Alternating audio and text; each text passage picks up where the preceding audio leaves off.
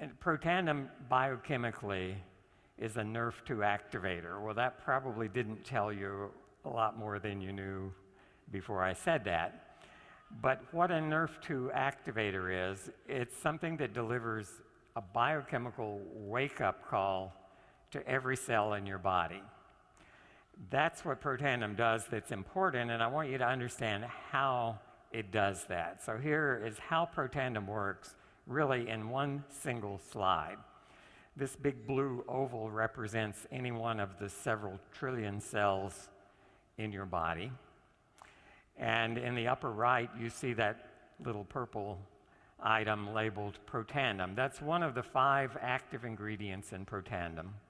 And so every cell in your body, if you take a protandem, will be bathed in those molecules that make up protandem. The first thing protandem does when it approaches a cell is it binds to a receptor on the cell. What is that? Well, if this cell is your house, what protandem just did is it stepped on the front porch and it rang your doorbell, right? That's how the cell interprets that. When that happens at your home, things happen inside. You may get up off the couch and walk to the door to open the door and see who's there.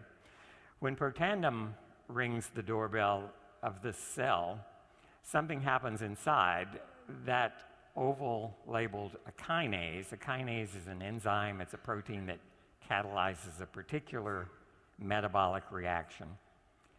It's activated, just as the chimes inside your house are activated when protandem or someone steps on your front porch and rings the doorbell. Something happens inside. What that particular enzyme does, the one that just turned yellow, is it modifies a protein inside the cell.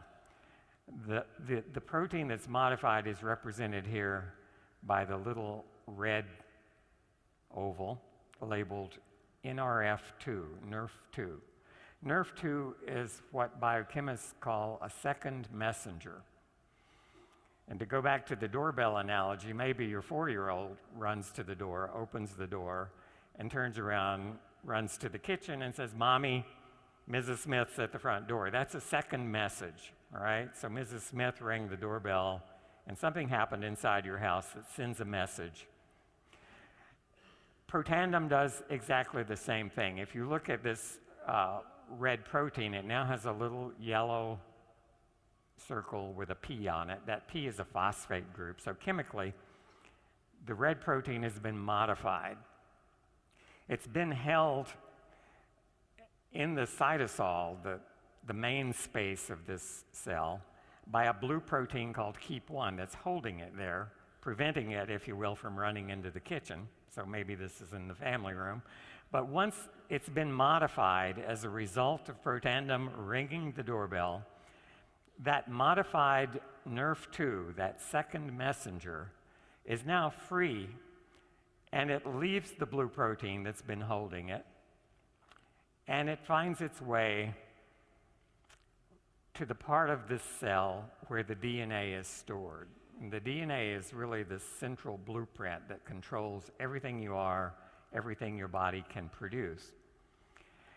And Nrf2, chemically modified, released, running to the room where the DNA is stored, so this is your 4-year-old running into the kitchen, delivers a message to the blueprint that really runs this cellular household. The DNA is comprised of 25,000 genes, and they are blueprints that make every protein in your body, every enzyme in your body. This second messenger, Nrf2, has been called the master regulator of survival genes. Survival genes are stress response genes. They enable this cell to get through tough times. Some of them are antioxidant enzymes, and we've talked about those from the beginning. When protandem started, what we thought it would do is upregulate, make more of 2 specific enzymes. And at the last Elite Academy, I showed you what we now understand about how it works and what it does. Protandem upregulates at least 400, maybe closer to 600 or 800 enzymes, not just the 2 we were originally interested in.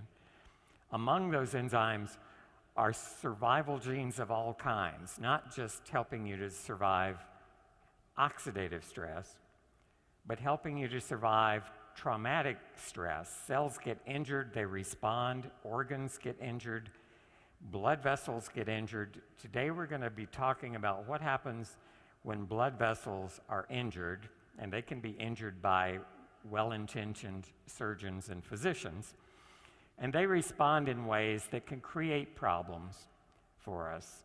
Problems not related to the original disease, but problems related to what happens next. When this messenger gets to the DNA, it finds every gene in the nucleus that's regulated by a certain kind of switch. Here it's labeled hARE. That's a switch. Every gene has a switch, just like every light fixture in your house has a switch. And the genes are expressed, their products are produced as that switch. It's sort of like a dimmer switch. As you turn it up, you get more production. You turn it down, you get less production from that particular blueprint. So protandem ringing the doorbell results in a reshuffling of those 25,000 blueprints in the nucleus of the cell. Hundreds of new gene products are produced, or more of them are produced. For another couple of hundred, they're turned down. Some of those are pro-inflammatory genes. They promote the inflammatory process. They're pro-fibrotic genes that cause scar tissue to be formed. So it's really a normalization in many cases, a readjustment of all the instructions being sent to that cell. That's what protandem does. That's how it works. The result is the upregulation or the increased production of all these protective enzymes called survival genes. This is a figure from the very first paper we published on protandem, and I'm coming back to this because it also relates in what I'm going to tell you today about heart disease. Here we're looking at a marker of oxidative stress, one of the most sensitive kinds of molecules in your body to oxidation is polyunsaturated fatty acids. Those are the things that make butter. It's a fat. It makes the membranes that hold your cells together. And if you leave a stick of butter on the table for a few days, it becomes rancid. It's interacting with oxygen. It's oxidized by oxygen. And it turns into a whole new set of products. Some of them are not tasty. Some of them don't smell very good. That's what we call rancidity, or rancid butter. And the same thing happens to the polyunsaturated fatty acids throughout your body when faced with oxidants, with free radicals. Here we're measuring that marker of oxidative stress in the blood of healthy people ranging in age in this study from 20 years old to 78 years old. And they're scattered around that line. But the line is a mathematical linear regression line. It's sort of the average thing that happens there. And what you see is it goes higher and higher as you go from age 20 to age 80. And some individuals in the Middle Ages in particular are very different from others. So some of us sit on a couch and eat potato chips and watch TV. Others are training for marathons, and it shows in your levels of oxidative stress. Some of us take good care of our bodies, and some of us don't. That's why they're scattered.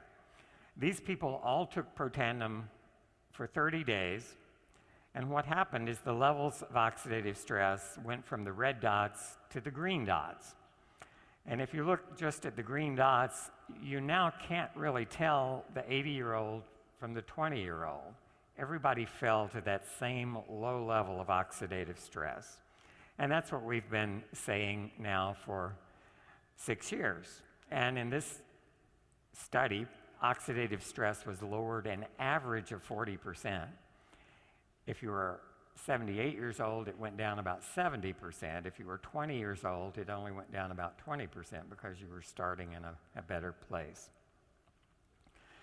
All right, and what was measured here is called T-bars. That's an acronym for biobarbituric acid reactive substances, not so important, but those are the oxidized chunks of polyunsaturated fatty acids.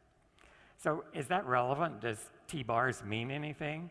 This paper was published in 2004, and it says serum levels, blood levels of T-bars, predict cardiovascular events in patients with stable coronary artery disease. And the conclusions down there found that it was an independent marker. It was actually a better predictor of cardiovascular events. I've said before, that's not an event you want to attend. It's not an event like this one. A cardiovascular event may be an attack of angina, chest pains upon exertion. It may be a myocardial infarct that takes you to your knees.